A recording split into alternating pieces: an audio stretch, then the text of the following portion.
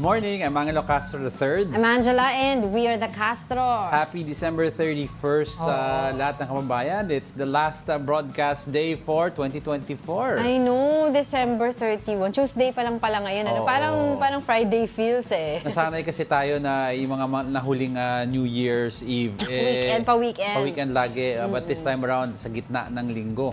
So happy advance, Happy New Year sa inyong lahat. It's been a fruitful year with all our brunchies. Thank you for joining us once again. Ang daming issue. Ang dami. So today, ang surprise natin sa kanila, we're still going to do the countdown, pero yung mga countdown for the whole year.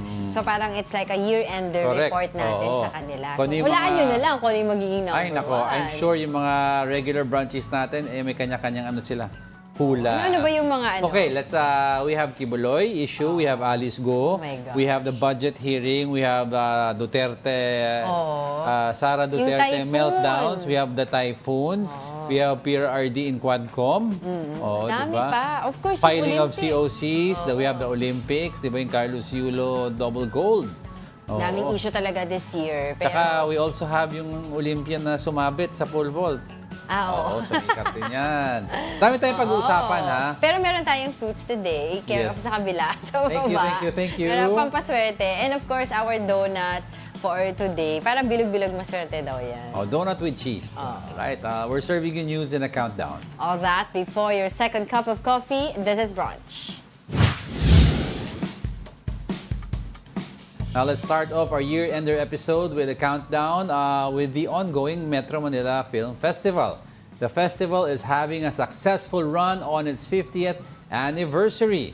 Filipinos are flocking to cinemas to buy tickets for the 10th MMFF this year. Some films also got more screeners in cinemas after the MMFF Awards. One of them is The Kingdom, starring Vic Soto and Piolo Pascual.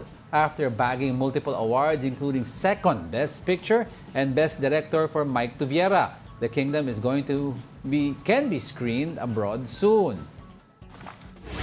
Mga kababayan, darating po dyan ang The Kingdom kung nasan man kayo. We have screenings planned already for North America and Canada and Middle East, of course, and Europe.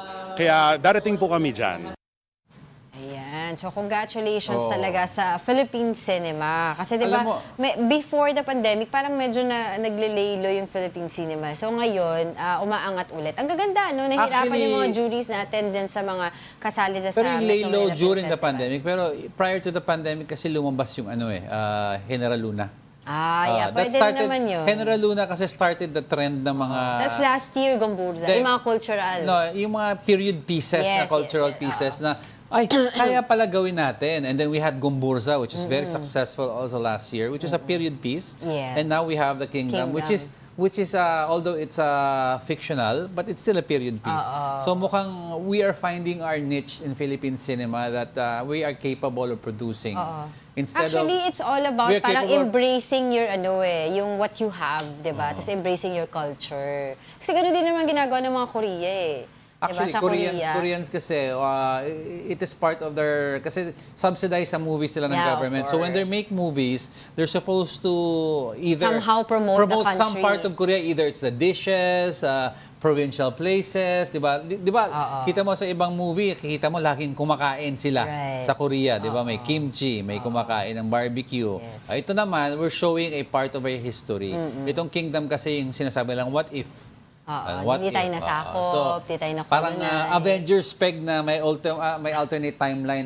Alternate universe. Alternate universe tayo. Sa kabilang universe ng Pinas, nandiyon si Bossing Vic Soto.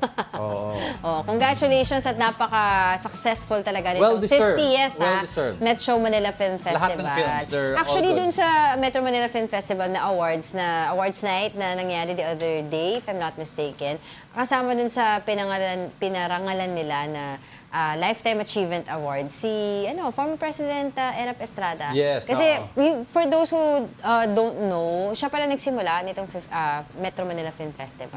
Isa siya sa mga pioneer, nag-found nitong Metro Manila Tsaka Film he Festival. was one of the first, not one of the first, but he was one of the most successful also action stars na nag-bridge ng action and comedy at the same time. And he came out with my dad in a lot of the movies, Macho Nurin, so if you could watch it. Low Waist Gang ba yun? Low Waist Gang. lang. So if si Erap and daddy ko, laging tandem sa mga movies yan, mga action star. And he's famous for his, yung wristband niya. Tapos yun daw, yung mga proceeds before na nakakalap nila sa Metro Manila Film Festival, dinodonate daw yung sa Mowel Fund to support yung other actors Mowel and Fund kasi is the group, parang union ng mga actors and actresses. So, the Mowel Fund group. So, it's nice to see him also there, no? Hindi na nga lang siya nag-speech, pero isa siya sa mga highlight doon sa Because Metro he's Manila not been Film really Festival. active on TV, na nakikita on TV recently. But congratulations just the same sa lahat ng mga The movies. Kingdom, Pinoy. Hollywood, airing sa Hollywood, Airing sa Hollywood ba? Airing sa US. Very good. Yan ang sabi kanina sa abroad, ang The Kingdom. Abangan niya na ating mga kababayan doon. Abangan pa. Abangan pa. So hindi pa airing. Hindi pa. Mag-i-air pa lang. Will air. Coming Will be soon. airing. Yes. Ikaw naman excited masyado. Let's move on.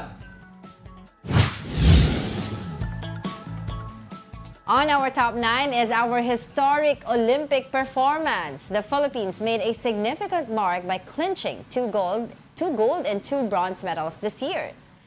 Carlos Yulo not only delivered 1 but 2 gold medals in the floor exercise and vault events of gymnastics. Boxer Nesty Petesio settled for bronze against Poland in the semifinals of the boxing competition.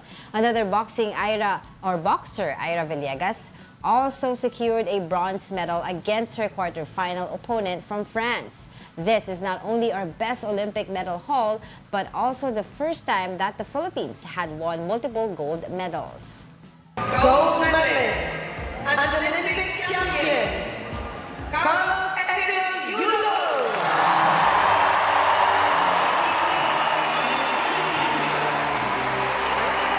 Well, that crowd reaction tells you what a popular winner he is.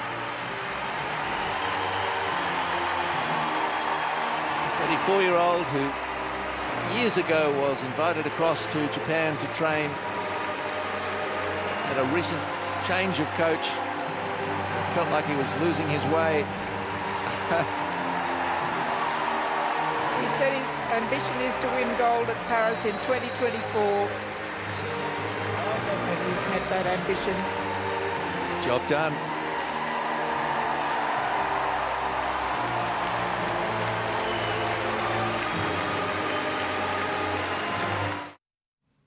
Alam Actually, mo, yung watching that, kinikilabutan pa rin ako. Pero alam Tapos mo- yung pinalabas pinakita yung flag natin, tapos pinakanta yung national anthem natin. Parang nakaka-proud talaga yung moment na yun. Actually, mga performance din ng boxers natin, hindi mamaliitin. Of because course. difficult din magkaroon ng gold sa boxing because kung hindi mo man-knockout yung kalaban, it's nakasalalay sa judge ang performance mo. There are instances na ibang interpretation ng judge sa talagang nangyari. So that's why yung bronze sila Nesty and sila Ira could have been easily been 2 more golds. We would have had 4. But just the same, yung whole gold medal haul natin was the most significant in near history. 2 gold medals tapos bronze. Si Nesty also had a silver sa Tokyo Games, man. Oo, tapos nakakatuwa Tokyo Games sila. ba yan? Alin, hindi ko masyado. Sabi mo- Sa Tokyo. Yeah, Silver Tokyo siya. Games, Oo. silver. Yung last Olympics sila. Tapos of course, si EJ Obiena, di ba? Olympic hero natin din dito. Kahit hindi siya nanalo, talagang favorite pa rin siya. Parang the boyfriend ng bayan ang tawag sa kanya. Pero may sumikat kasi sa pole vault na isa, hindi winner. Sumabit sa sumabit sa pole. Ano ang country yun? US ba yan? I forgot. Italy. Italy. Italy. Pero again, that moment, France. yan yung Italy or binibigay France. yung medal, yung gold medal kay Carlos Yulo twice. Tapos 2 beses pinatugtog din, magkaibang araw. Saan siya nga lang. nanalo? Pamela Yung ba? Floor exercise? Floor exercise at saka vault. Vault, oo. Diba, pinatugtog yung national anthem natin. Talagang nakaka-proud. Nakaka-proud yung moment na yun. Kasi all over the world nanonood sila. Tapos diba, nag-trending din yung mga picture ng mga Olympic gold medalists na kinakagat yung kanilang medal. Oo. Diba? Let's give props also to our Yes, of course. No, wait. Well, hindi ko pa sinasabi saan. ano? Let's give props to our Paralympians. Yes, Yun of ang sinasabi ko. course. Oo. Sila Ernie Gawilan, di ba? Arnel Aba ba? Di, wala si Wala Arnel siya. Am. Oh, the rest of the they competed fiercely sa Olympics. Wala naman medals pero they did their best also. So props na rin sa kanila. Yes, of course. Congratulations. Alright, let's move on. On our 8th spot is one of the stories of the year is about Mary Jane Veloso. The former OFW has finally came home to the Philippines after serving her time as a drug convict in Indonesia for 14 years. Veloso arrived in the country on the morning of December 18. Even though she's back in the Philippines, Veloso is not yet free. The Indonesian government said they will return Veloso, but she has to continue serving her sentence in the Philippines. The Veloso family is still begging the Marcos administration to grant full clemency to the OFW who was allegedly used as a drug mule without her knowledge. Yung clemency po na hiningi po namin na buong pamilya po. Sana po ngayong bagong taon po magkasama-sama po kami. This one naman, talagang maganda yung ending niya, di ba? Nakarating siya ulit dito sa Pilipinas at ligtas na siya sa death row.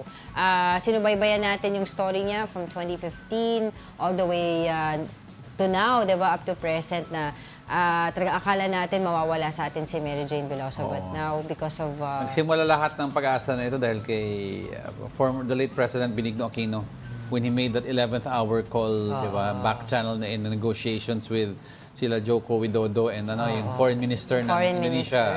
And then nag-grant yung stay because of the premise na Mary Jane has to testify against the true we criminals. We need her statement, we need her to testify. Parang ang gulo ng Pilipinas is Mary Jane is the least guilty in this issue. We have the guiltiest party in court right now at kailangan namin ng testimony. If you kill her because of execution, mawawala ang aming pag-asa to convict yung true true enough when nawala si Joko Widodo change of leadership sa Indonesia. We had a liberal president who was more compassionate and he has a program in Indonesia where not only mga Pinoy ang nare-release niya but other nationalities. Australians, diba before pinag-usapan na rin natin to yung Bali 9. Bali 9. Although dun sa kanila iba yung naging terms and conditions nila, pagdating nila doon sa Australia, back in Australia, although may life reintegration sila doon, free men na sila as compared dito kay Mary Jane Veloso. And eto pa, ulit-ulit din natin pinag-uusapan dito na wala namang hininging kapalit ang Indonesian government. But if ever in the future, sabi nila,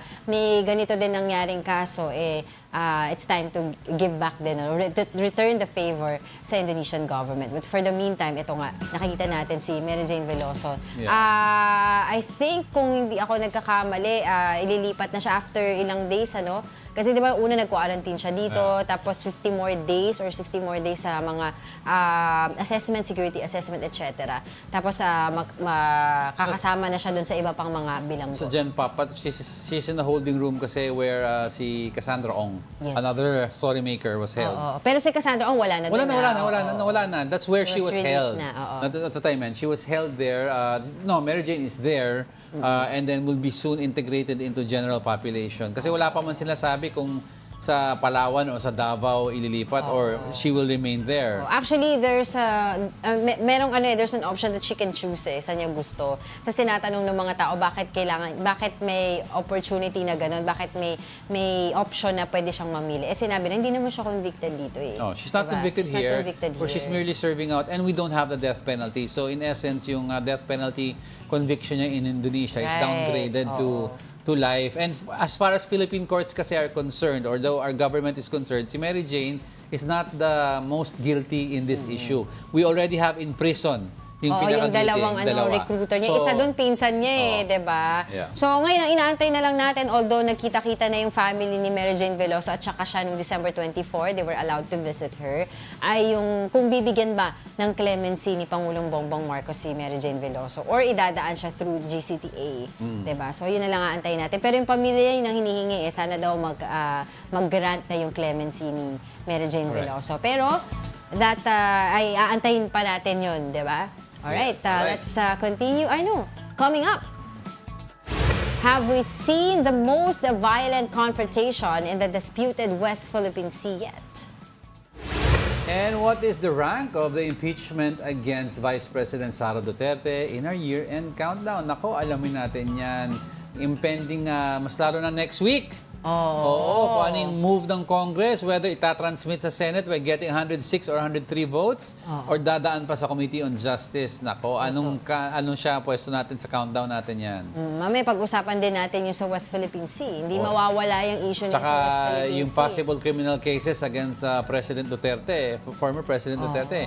Ipa-file ba yan? Nandito ba ang kwento na yan? Oo, ang dami nating... Actually, parang kulang nga yung top 10 sa dami ng issue na kinaharap natin noong 2024. Kaya yung ano natin, yung theme natin, yung 1PH saka 1 News Thanksgiving Party, di ba? Ang tawag doon, ano, isang daang taong lumalaban or panay laban. Kasi talagang napakadaming laban na ginawa po natin mga Pilipino ngayong taon na to.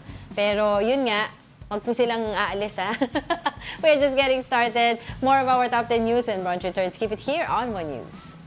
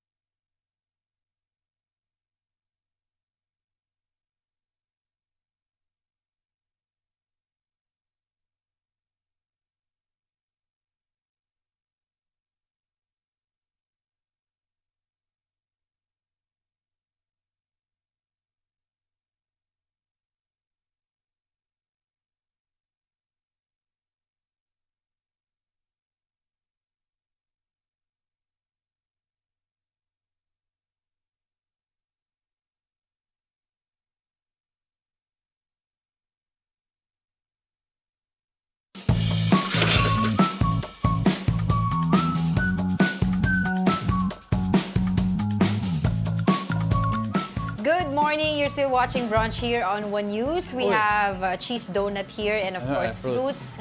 Pampaswerte daw yan. Oo, pero before we move on, no, kayo wala ata kasi sa countdown, pero gusto ko lang may kwento na yung Philippine Men's National Football Team natin has bowed out already of the ASEAN Mitsubishi Cup Finals against Thailand. Although we beat them sa first leg, sa second leg we lost. Technically, sabihin ng tao, bakit sila out? Itabla naman, di ba? Because nung first leg po, Philippines beat Thailand 2-1. Second leg po, the Philippines lost to Taiwan 3-1. So, usually pag tabla ang record nyo with each other, titignan nila kung sino yung mas malaki ang lamang sa dalawa. Parang quotient. It's called an aggregate score. So, Thailand beat the Philippines with an aggregate score of 3-4. 3 po ang Philippines, 4 ang Thailand. So, with that, it was a good run sa ASEAN Mitsubishi Cup Finals. And now I think we will have Thailand versus Vietnam for the championship. So congratulations pa rin sa Team Philippines. Oh, alam ko may mga mag-retire na from Team Philippines eh. Right. Kasi medyo may mga ibang may edad na. So congratulations sa inyo. We're still proud of you guys. Okay, batiin ko lang itong mga nasa YouTube natin. Si Alex Fuentes, si Tita Daisy Cancio. Sabi niya, congratulations to the both of you for a very well done 2024 broadcasting job. Taray. Thank you. Si Tito Naldi and Kuya Jopet is also watching from Antipolo Hills. We also have Oscar. Antipolo, lamig doon. Yes, lamig. Oscar N, si Summer Cabrera, nagpapaalala siya, huwag mga magpapatok. Si Gary O, si Julius Manalo, looking forward daw sa atin sa 2025. Si Elmo Cardena, si Mark Santiago, and Ronald Maxtay. Sabi niya, Happy New Year, Team Castro. Balikan ko din ito mga nasa Facebook, ito mga loyalista din natin, to si Mina Benales, and the rest of our Jessie Mendez family, Tita Esther Abaya. We also have Alex Fuentes here. Si Alex Fuentes, lahat yata ng gadget niya eh. Diyan siya nanonood. Si Ralph Domingo, of course, last brunch of 2024. Happy New Year and see you in 2025. Si Sam Pokemon Go, ayan, sabi niya, thank you for interacting with your viewers. Busog palagi sa balita. Intriga, emosyon, advice. Next year uli. Sabi ni Sam Pokemon Go. At saka si Juan Miguel Ebron. Si Mig. Oo, hello brunches, goodbye 2024, hello 2025. Looking forward daw sa ating next move. And of course, si William Esmores. Yan. Ayos, idol, hataw lang. Happy New Year. Yan. Happy New Year. And of course, si Mother Earth nanonood din sa atin. Oo. Okay, let's continue with our countdown. On our top 7, the country was battered by back-to-back cyclones this year. This started with severe tropical storm Christine, which entered the Philippine territory on October 20. After Christine, Leon entered PAR and became a super typhoon. In early November, Typhoon Marce wreaked havoc in northern Luzon, where thousands of families were affected. Nika then came in, the 4th typhoon in less than a month. That was then followed by cyclones Ophel and Pepito.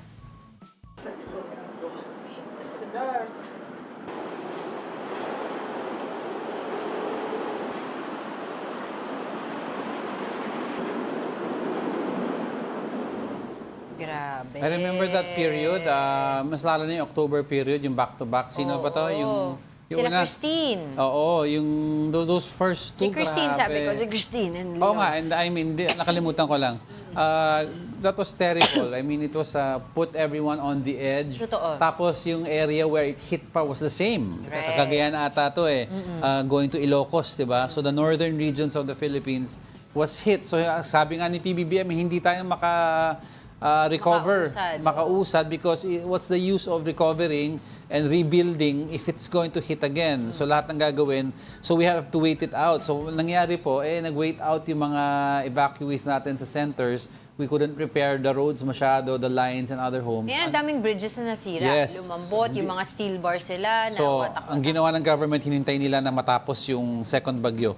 That was gonna hit that area and look at the third kung tatama directly before we start rebuilding. Oo. Dumating sa point na 'di ba nung pag kinakausap natin mga tagapag-asa na baka daw may possibility yung dalawang bagyo magsama. Anong term na yung ginamit nila? Fujiwara effect. Pero thank God naman hindi yun nangyari. Nakalabas naman na ng Philippine Air Responsibility. Si Pipito ata yun eh. Oo, pero parang naman sa Vietnam naman siya na rumagasa. Pero yun nga, so sobrang dami nitong bagyo na to.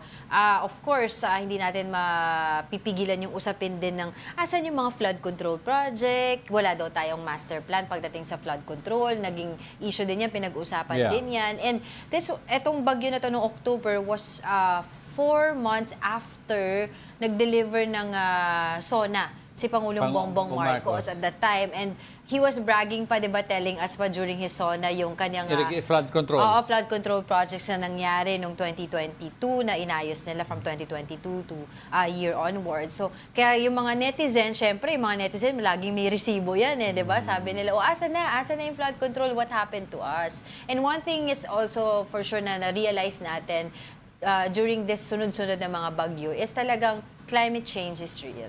Diba? Nung una, before the rainy season, sobrang init. Remember, there were may mga class suspensions pa sa iba't ibang areas natin dito sa Philippines dahil sobrang init, diba? May mga nahihimatay na mga estudyante. Tapos kung hindi naman tayo sobrang nainitan, lubog naman tayo sa baha. So, ganun nung pinagdaanan talaga ng Pilipinas for this year, 2024. At saka kung may mga if the one thing the storm has taught us this time, no, yung lumitaw yung mga deficiencies sa flood control or sa mga government. Mayroon may mga lumitaw din na very efficient handling of flood control projects. Like for example, kudos sa ginawa po ng Marikina LGU. LGUs. Because with all the storms that came in and hit the same areas with the rainfall warning na matataas, yung Marikina River really did not overflow, no? I mean, so much. So much. It was may hitting dredging critical operations silang ginawa. It was hitting critical level, pero yung Marikina LGU at that time prepared very well. Even yung evacuation process and procedures nila and yung alarms. And thank you sa Sierra Madre. Gone are the days ng Ondoy. Yung nangyari sa Ondoy, di ba? Yung nabigla tayo lahat sa apaw ng Marikina kasi nag-open ang mga dams. Yeah, I remember yung mga mojos natin, di ba? Isa-isa sila nandoon sa mga areas kung saan. Sa Marikina. Di ba? Pati sa Manila, di ba sila Evan? Si Evan yun sa Marikina. Tapos sa Manila, si Mary Mon Reyes. And other, it's si Kayla. Si Kayla yung nagbangka ata, si Kayla. Oo, talaga. Yun yung mga naranasan natin during 2024, October, down to the first week of December. Ngayon, may mga ulan-ulan, pero wala naman tayong bagyo so far. Nakaka-apekto lang daw nito, sabi ng mga tagapag-asa, ay sa shear line and yung ITCZ. So, hopefully next year naman, no? Kasi, di ba lagi natin pinag-uusapan, we cannot be like this all the time. Na magbibigay tayo ng ayuda, i-evacuate natin yung mga kababayan natin na lubog sa baha. Dapat malipat sila sa magandang lugar, di ba? Yung relocation na program para sa kanila. Tapos maayos talaga yung mga flood control projects natin. Yung pagtatapon ng basura, isa rin issue yan. So, it's bakit? It takes a village talaga. Hindi. Bakit? Saludo lang ako sa'yo. Bakit? Kasi sabi mo sa akin kanina, sa mga pakiramdam ko, ikaw bumangka, ikaw bahala. Hindi ako makasalita. Go na. Tuloy-tuloy yung parang rumaragas ang trend eh. So, iba ang energy nito. Okay. So, ano pa? Ano pa gusto mong dagdag sa bagyo? Ito expected na ako. I mean, itong next sa countdown, I expected it to be around this area. Okay. So, let's take a look. Ano yung number 6?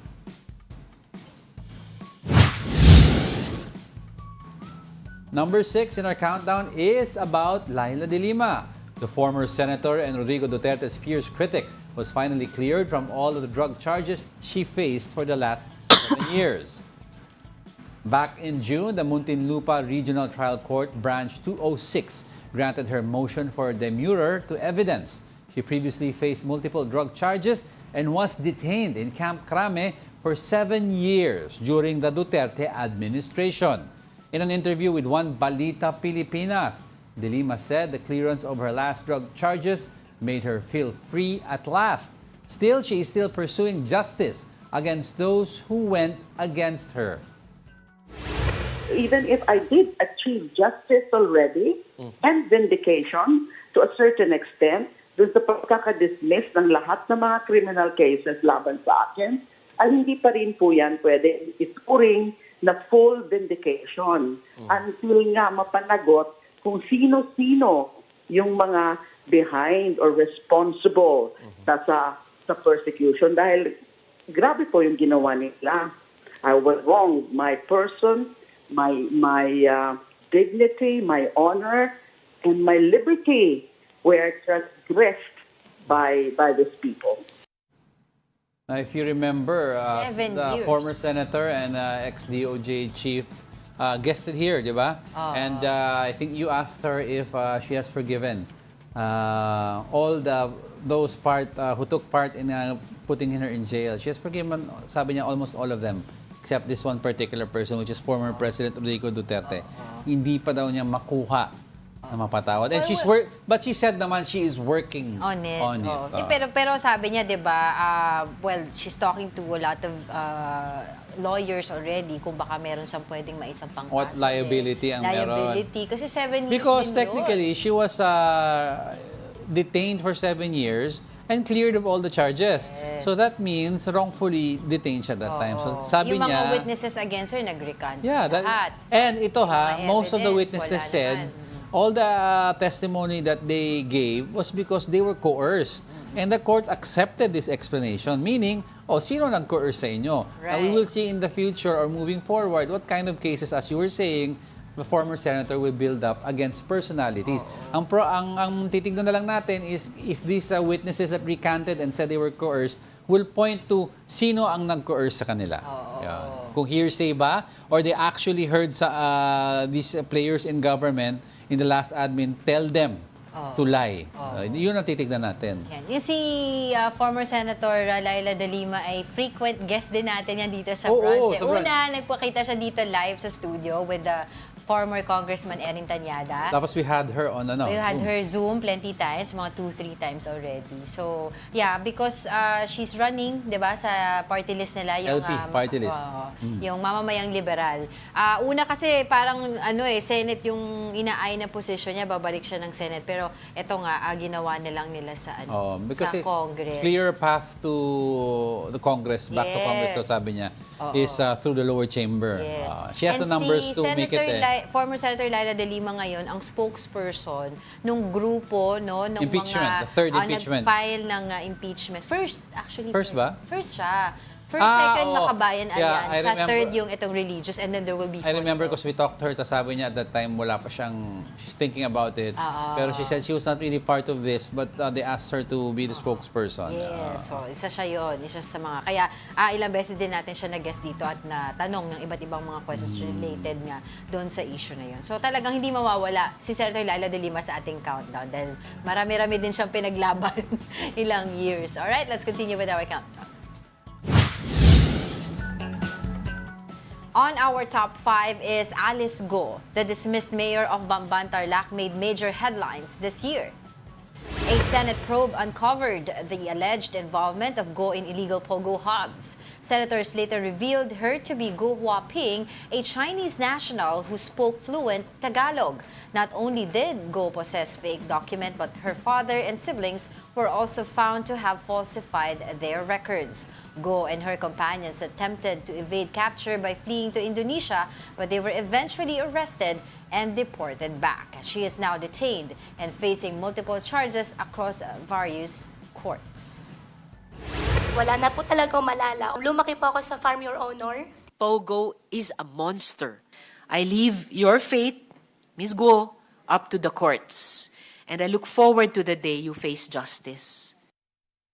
Oh my gosh, who can forget her? I would have put her higher though. Oo nga, no? Pwede siyang mas mataas pa, no? Within the top 4. Ano kaya yung number 1 natin? It's because you have to remember, dito po nagsimula ang sa... yung mga Quadcom sa Quadcom na dito dinugtong si Alice Go to Harry Roque, to the entire Pogo, criminal syndicate ring. Tapos nanganak ang mga politicians na involved. Meron ba? Lumabas ang isang mayor, may love romance siya. Ang dami pong nangyaring issue stemming from this very hearing with Alice Go na nagsimula kay Senator Risa Ontiveros. Yes. I would have put it higher though dahil this was on siguro the news. Siguro mga 3, 3 or 4. This was on the news for a long time. Oo, And grabe it involved yun. many stories. Totoo. Tsaka, sino ba makakalimot ng mga, hindi ko na po maalala, Your Honor. Teacher Rubilin. Teacher Rubilin. Simpleng babae lang. Pilipino po ako. Simpleng Anak po babae ako ng, sa babuyan. Oo, nag-aalaga lang po ako ng baboy. Anak po ako ng ng kasambahay ng tatay ko dati. Yung mga ganun na mga stories. Simpleng tao lang ako na may helicopter. Tapos, dapat sinama din natin yung kanyang lawyer. Tsaka Hindi yung natin kausap yung lawyer niya dito. tsaka yung- Si Atty. Stephen David, di ba? Di ba kung ano na yung sinasabi niya?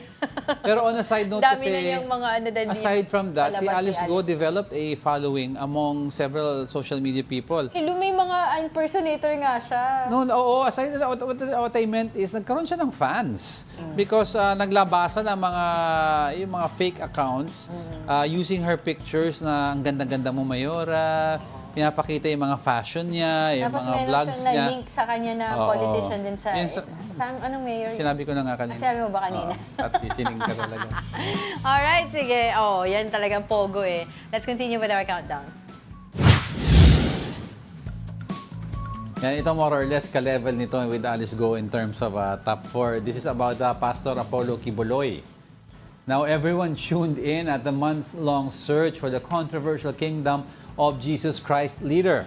The Philippine National Police intensified their manhunt operation against the self-proclaimed Son of God. In August, after multiple courts served arrest warrants against him, Kibuloy and other members of KOJC were accused of qualified human trafficking and child abuse. The situation in the KOJC compound in Davao City got heated when members of the church confronted the police and harassed some members of the media. Kibuloy was eventually captured by authorities on September 8 and he is currently detained in the Pasig City Jail. This is not the last time we're going to hear news about Kibuloy though. Back in October, Kibuloy surprised the public when his representatives filed his senatorial candidacy for the 2025 midterm elections. Favorite mo to eh, di ba? Laging nasa number 1, number 2, number 1, number 2. Sino ba hinaras niya? Was it Merrimon? Na hindi siya, yung No, followers. what that time with the followers, Yes. harassed Merrimon. And sila Brill, di ba? Doon sa Davao. Kasi Sa talagang Davao. ang tagal. 2 weeks ba yun? Ilang weeks ba yun sila nandoon 2 weeks. sa compound nila, na may, KOJC? na may heartbeat daw sa underground. Baka dagalang daw yun. Kasi may naghukay-hukay pa. May naglabas na chamber, so may dala daw bomba sa loob ng... Oo, tapos hindi daw PNP. siya nahuli, but he surrendered. He surrendered. This also had... And I remember, yung footage na pinapakita na naka-orange siya, naka-mask dun sa Philippine National Police, sa Camp Crame. Kami ni Merrimon Reyes, nagpunta kami doon, kinover namin yon. Yan. Yung footage na yan. Kaya a lot of people were asking, siya ba talaga yan? Bakit di nila ba't di nila pinapakita? Kasi siguro na sana yung mga tao, yung mga file footage natin dito, ng videos niya, yung mga photos niya, yung hindi pa malaki yung tiyan niya. Ilang araw, ilang buwan ba siya nagtago? O baka hindi na siya nakarawan? Pumuti daw. Hindi na mag-basketball. Pero, ayan. So, finally, di ba, ano pa nga, ayaw niyang harapin. Kasi he was invited sa Senate hearing kasi may mga allegations nga against him. Pero, di ba, hinahamon pa niya si Senator Risa Ontiveros hanggang sa hindi na siya nagpakita.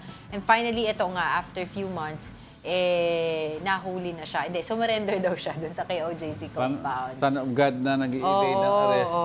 Di ba, si Jesus, Son of God din yun, di ba?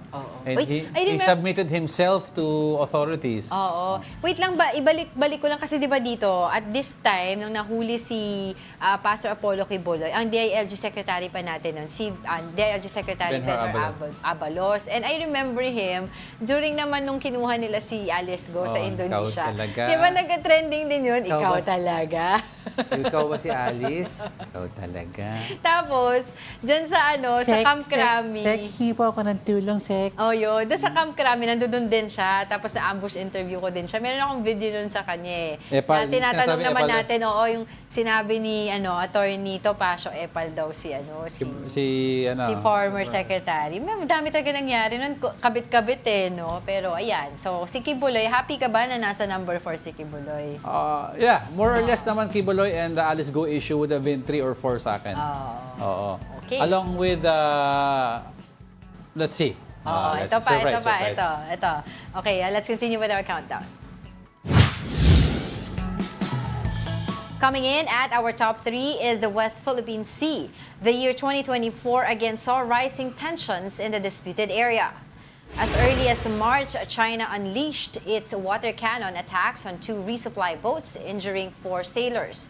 In the following month, the year's most violent confrontation happened in Rore Mission. CCG personnel forced their way into boarding the Philippine Navy's boats, puncturing the vessels, destroying engines and communications equipment. One Naval Special Operations Group soldier lost his thumb during the confrontation. That was followed by more incidents of water cannon attacks and deliberate ramming of our ships.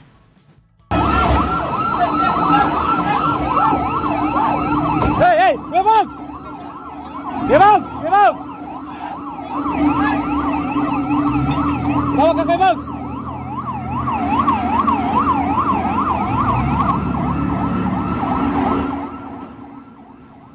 Well, this, alam mo, yung issue sa West Philippines is very important for everyone and also sa ating freedom in fighting for our sovereign rights, di ba, our territorial rights. Pero this is an ongoing saga kasi that's even prior to this year, last year, di ba, we had issues already sa West Philippines. So I would have put this a little lower. Kasi ang pinag-uusapan sa countdown, yung nagka-captivate sa audience. This one is ongoing pa rin eh. Hindi nawawala and then... Tsaka talagang hindi naman nag-highlight, pero talagang yung continued to eh. This is continued yung merong mga nagalit na rin talaga lahat ng mga kababayan natin. Yung merong naputol na daliri na soldier natin. And, pero we expected this to escalate. We've been talking about this issue even last year.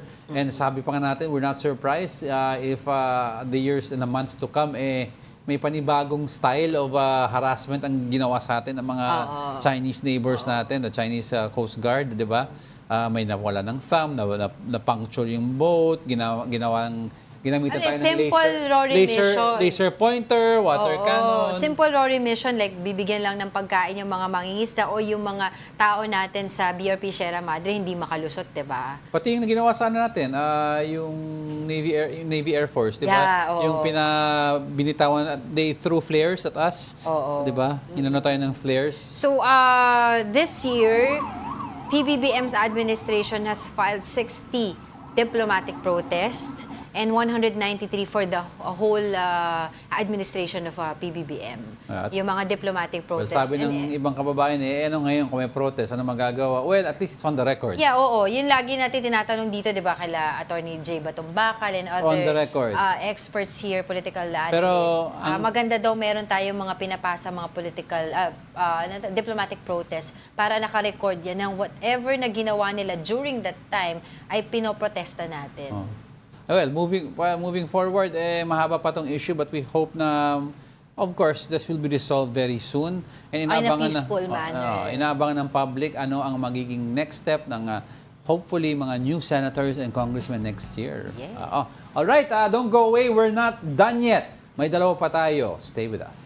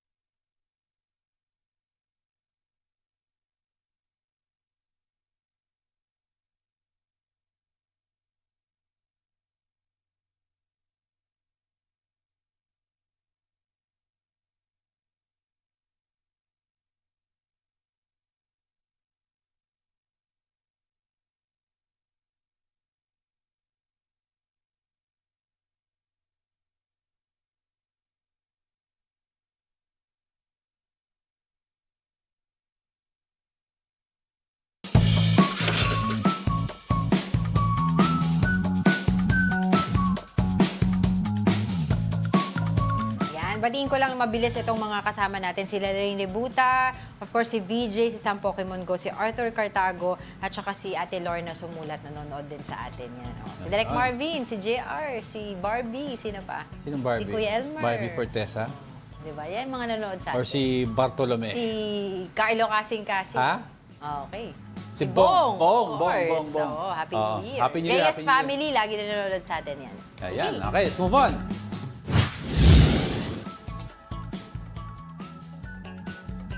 Now, ito, on our second spot. Ano kaya to?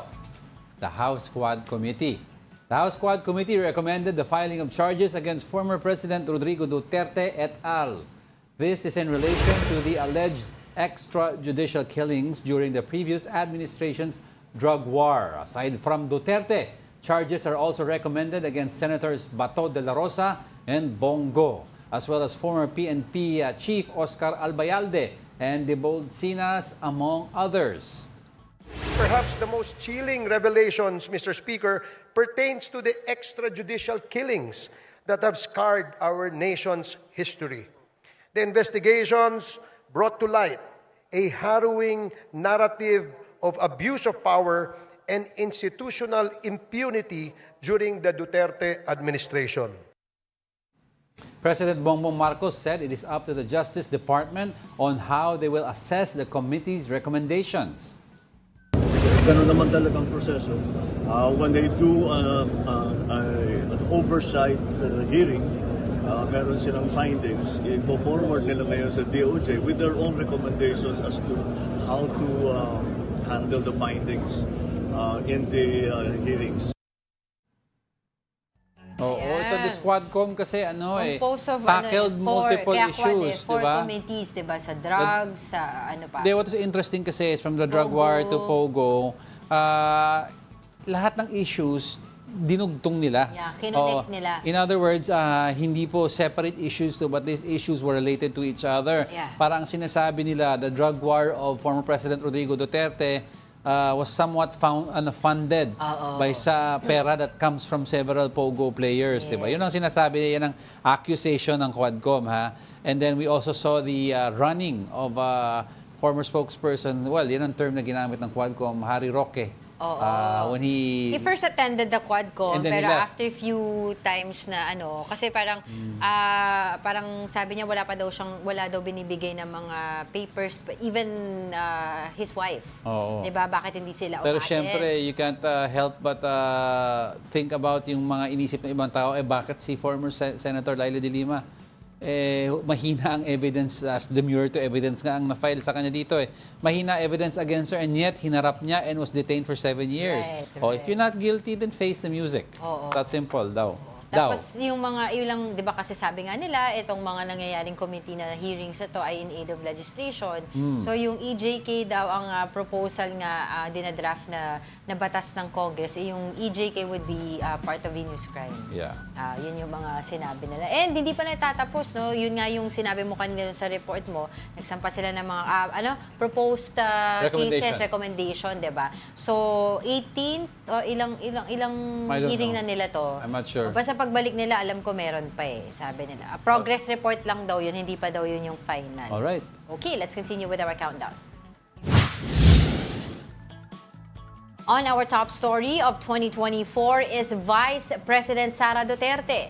VP Sara made several headlines this year because of her surprising decisions and sharp tirades against her former running mate, President Bongbong Marcos. The first crack in the UNI team was first seen back in July when she resigned as Marcos's education secretary. In September, VP Sara said that she and President Marcos were not friends in the first place. In the same month, she was also grilled by House lawmakers for hours for refusing to answer questions about her confidential expenses in 2023. And in November, the Vice President had a late-night tirade session in which she cursed at PBBM First Lady Liza Araneta Marcos and House Speaker Martin Romualdez. This led to the slashing of her office's proposed 2025 budget and the filing of not just one, but 3 impeachment complaints against her. These priests, these lawyers believe that with what transpired and with what the public saw during the committee hearings, it's no longer just the legal and constitutional obligation of the members of the House of Representatives to impeach and for the Senate to remove from office the sitting Vice President of the Republic of the Philippines. It has now become their moral obligation to do so. Now, VP Sara claimed that she and her staff were being politically harassed by lawmakers because of her potential presidential plans in 2028. She also claimed that she will never work with the president. Regarding the impeachment complaints, the vice president said her team is prepared to face them next year. I assure everyone that we already have lawyers helping us. In fact, the moment that Franz Castro announced last year that they are planning to file an impeachment, we already talked to lawyers who will handle the impeachment case. Now let's further analyze the politics in 2024. We have political analyst and USC Political Science Professor Froilan Kilong on the line. Yes, Good morning. Yes, good morning po. Good morning po sa ating mga takinig. Yes, good morning, Prof. Thank you for joining us on Brunch on December 31. But I would like to ask, what is your overall general assessment of local politics this year? Medyo makulay siya.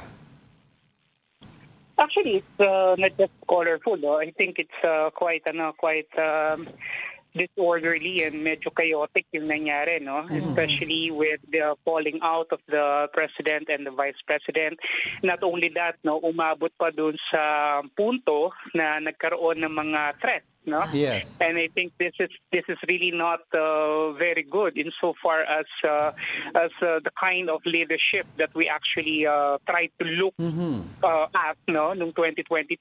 So it's not only that they were divided, no?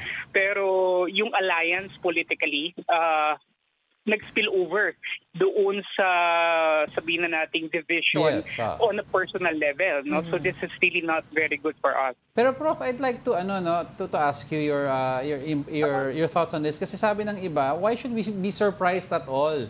When the unity team was formed, there was no vision in the first place. And there was no common ground except just let's magkampi-kampihan na lang tayo just to beat then VP Lenny. Wala silang shared vision of governance or platform. So sabi nila, abangan nyo yan. Even before nag-take oath si PBBM, sabi nila, abangan nyo yan. Magka-crack yung unity team na yan. What is your thoughts on this? Yes, I actually looked at it the same way. No, from the very start, I think this is what we call marriage for convenience. So I think this was just created to be able to muster enough votes in order to, create a more decisive win or victory against Leni Robredo in the 2022 elections. Pero yeah, I agree with that. There was really not much of a foundation to begin with. Politically, personally, there was no sort of, they did not belong to the same political party to begin with. So the vision, the principles are also contrasting. Maalala natin, even before the elections in 2022, former President Rodrigo Duterte already made some comments, no, pinpointing at the current president as a weak leader. No, so there was already some kind of animosity to begin with, even then during the 2022 elections. I want to ask you about the impeachment cases that were filed against Vice President Sara Duterte. Actually, 3 cases yung na-file sa kanya. Sabi nila, ang issue dito is timing and wala nang panahon. Do you think this will go through or pass through the Congress, and what will happen naman sa Senate? Well, when you look at the composition of the Congress, there is a possibility for it to push through, considering that majority of the members of the Congress are, of course, allied with the president. But then again, it will boil down to how decisive the leadership of the current administration, particularly the president, insofar as pushing for this impeachment complaint. No, kahit sabihin natin that President Bongbong Marcos said that he doesn't want the impeachment to push through. Lagi ko nga sinasabi in many of the other interviews na parang he's like Pontius Pilate, no, washing his hands of the guilt, no. Pero the way I see it, it's still going to push through. Pero ang magiging malaking balakid sa kanila ngayon will be the 2025 elections. And the way I see it, of course, a lot of things will shape up after the elections, no. So maaaring mabago yung dynamic sa Kongreso, particularly doon sa mga nakaupo ngayon na mga congressmen, at the same time sa Senado, no. So it will create a considerable level of change, and yung dynamics pagdating doon sa hindi lang sa filing, no, kundi doon sa mismong impeachment trial will also be changed, no, drastically by the elections. I want to ask you also about the, since you mentioned the elections, about the senatoriables, no? We've seen a lot of surveys right now, of course, number one ng mga Tulfo, pero we've seen na medyo malayo ang agwat ni Senator Bongo as compared to Senator Bato de la Rosa. So what do you think is happening right here? Kasi both of them are allies of Duterte. I think it boils down to the level of governance, no, and sabihin na natin doon sa tinatawag nating track record, no, na naipakita ni Senator Bongo. I think yung kanyang mga efforts are actually paying off right now, the Malasakit Center. So ibig sabihin may mga programa siya na talagang tumatak sa tao na ayaw nilang mawala. And this is, I think, in contrast to Senator Bato de la Rosa na medyo wala siyang masasabi nating landmark legislation. At the same time, may mga kaganasangkutan din siyang mga kontrobersya na nagpa-erode doon sa kanyang stature, no, as a potential winner dito sa ating senatorial contest. So I think these are a tale of two contrasting sabihin na nating mechanisms, no, that is working for both of them.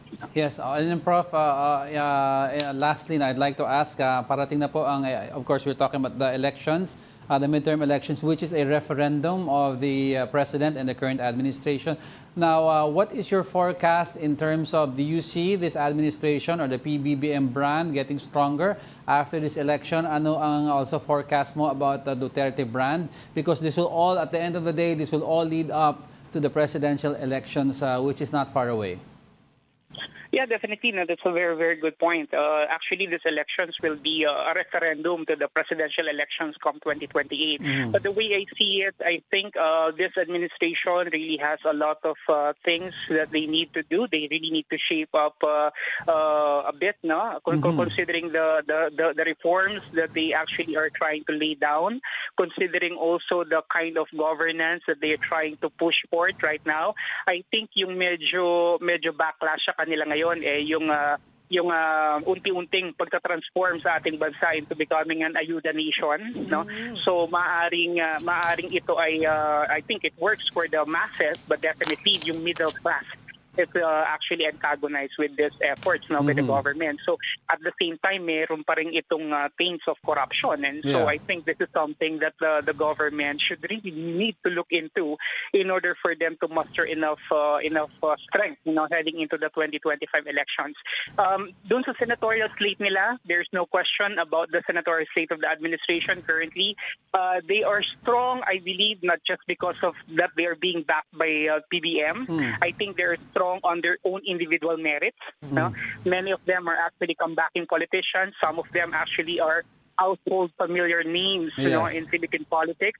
Many of them actually have the machinery, you know, in terms of the resources to fund a massive national campaign. So I think this is really good insofar as their slate is concerned. Pero syempre hindi natin pa rin maisakahila, no, na yung Duterte brand and the Duterte magic is still there. I think potentially pwede maging dark horses dito, the likes of Congressman Marcoleta perhaps.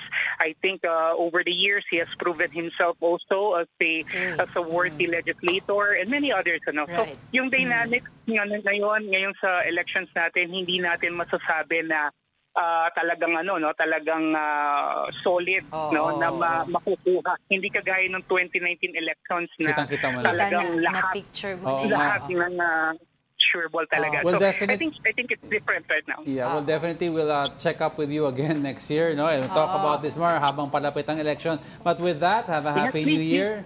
Thank you very much, Professor Froilan Calilong, for joining us on Brunch. Anytime. Mabuhay po kayo and Happy New Year. Happy New Year. All right, with that, we'd like to wish everyone an advanced Happy New Year. And I'd like to leave a simple reminder to everyone that never treat the New Year at the start of a new year and the end of one as a start and a beginning, rather a continuation or turning the page on the story of your life, which could simply be improved. That's from me. That's from me. And that wraps up today's episode of Brunch. Diba? Another year, another chance to get it right. Join us again tomorrow. I'm Angela Lagunsad Castro. Another year to make it better, but not to get it right. Okay. And I'm Angelo Castro III. We are One News, all sides, all the time. Happy New Year! Brunchies!